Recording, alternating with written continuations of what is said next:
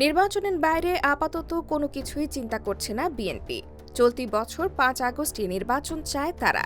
এজন্য সারা দেশে টার্গেট নিয়ে মাঠে নেমেছে বিএনপি। চলছে কমিটি আর দল গোছানোর কাজ।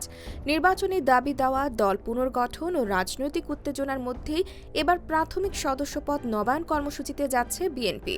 মূলত ৩টি কারণে প্রায় ৮ বছর পর সারা দেশে দলীয়ভাবে নেতাকর্মীদের প্রাথমিক সদস্যপদ নবায়ন করা হবে।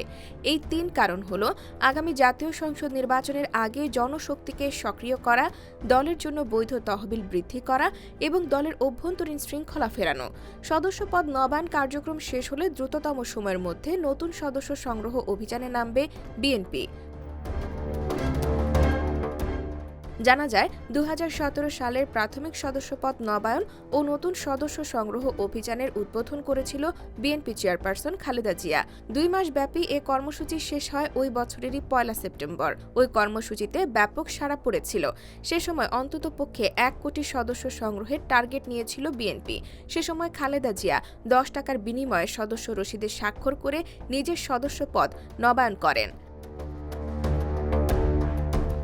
বিএনপির কেন্দ্রীয় প্রচার সম্পাদক সুলতান সালাউদ্দিন টুকু বলেন, প্রাথমিক সদস্যপদ নবায়ন কার্যক্রম শুরু হচ্ছে।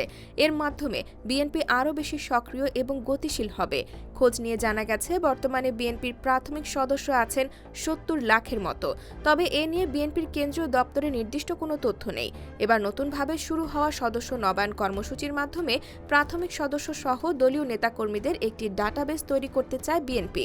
অবশ্য এই বিষয়ে কাজও শুরু হয়েছে। এর আগে ২০০৯ সালে বিএনপির সদস্য সংগ্রহ অভিযান হয়েছিল। তা শেষ না হওয়ায় ২০১২ সালে আবারও শুরু হয়। বিএনপি নেতারা জানান, গত ১.৫ দশকে ফ্যাসিস্ট ও স্বৈরাচার শেখ হাসিনার পতনের দাবিতে আন্দোলনের কারণে সদস্য নবায়ন ও সদস্য সংগ্রহ কর্মসূচি শেষ করতে পারেনি বিএনপি। এবার গত বছরের ৫ আগস্ট স্বৈরাচার শেখ হাসিনার পতনের পর পরিবর্তিত পরিস্থিতিতে বিএনপি সহ সব অঙ্গ সংগঠনেও আপাতত যোগদান বন্ধ রাখা হয়েছে। আপাতত প্রাথমিক সদস্যপদ নবায়ন হচ্ছে।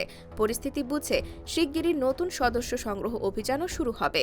এসব তথ্য তুলে ধরে একটি প্রতিবেদন প্রকাশ করেছে দৈনিক কালবেলা।